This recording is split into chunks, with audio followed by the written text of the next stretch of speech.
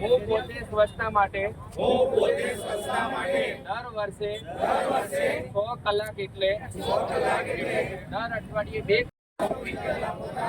પરિવારથી, મહોલ્લાથી, કાર્યસ્થળથી સ્વચ્છતાની શરૂઆત કરી.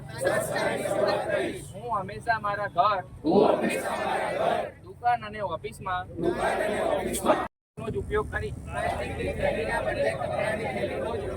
મારા ઘર અને ઓફિસમાં રોજગારના સ્થળે સિંગલ યુઝ પ્લાસ્ટિકનો ઉપયોગ કરીશ નહીં. ભીના કચરામાંથી ખાતર બનાવવાની પહેલની શરૂઆત હું મારા શ્રમદાન કરીને સ્વચ્છતાનો